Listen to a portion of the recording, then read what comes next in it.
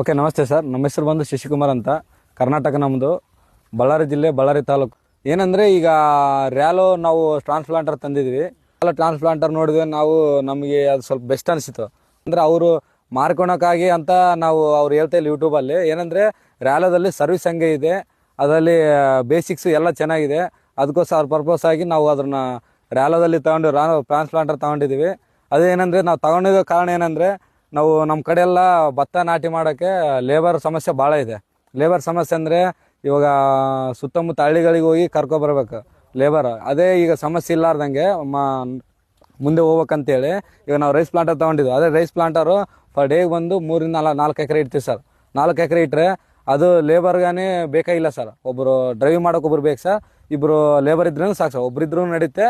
Single 3 ಎಕರೆ ಇಡ್ಬೇಕಂದ್ರೆ ಸ್ವಲ್ಪ ಭಾಳ 3-4 ಎಕರೆ ಇಡ್ಬೇಕಂದ್ರೆ ಒಂದಿಬ್ಬರು ಹೆಚ್ಚಿಗೆ, ಒಂದು ಲೇಬರ್ ಹೆಚ್ಚಿಗೆ ಬೇಕಾಗುತ್ತೆ ಸರ್.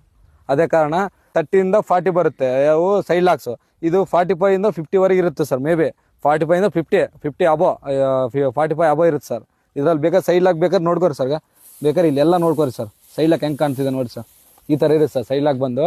ಇದು ಇಳುವರಿ ಸರ್. ಲೇಬರು ನಾಟಿ ಮಾಡೋದಕ್ಕಿಂತ ಇದು ಒಂದು 3-4 ಚೀಲ ಹೆಚ್ಚಿಗೆ ಆಗುತ್ತೆ ಸರ್. ಇದು ಅದು 50 ಬಂದು 53 ಹಂಗೆ ಬರುತ್ತೆ ಸರ್.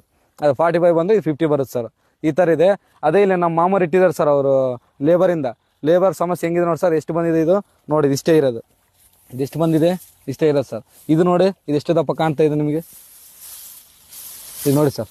ಈ ಥರ 40-45 ಇದೆ. ಇವು 30-35 ಅಂದರೆ ಮೇ ಬಿ ಓವರ್ ಆಯ್ತು ಸರ್. ಈ ಥರ ಇದೆ. ಅದರಲ್ಲಿ ಬೇರೆ ವಿಷಯ ಏನಲ್ಲ.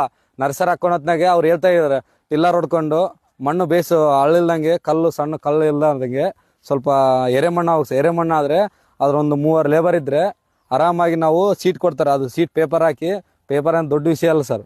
ಪೇಪರ್ ಹಾಕ್ಕೊಂಡು ಅದ್ರ ಮೇಲೆ ಸ್ವಲ್ಪ ಒಂದು ದಿನ ಆದಮೇಲೆ ತಿರುಗೋ ದಿನ ಮರುದಿನ ಮಣ್ಣು ತಗೊಂಡು ಕೆಸರು ಅದ್ರ ಮೇಲೆ ಹಿಂಗೆ ಹಾಕಿ ಬೆಡ್ ಕೊಡ್ತಾರೆ.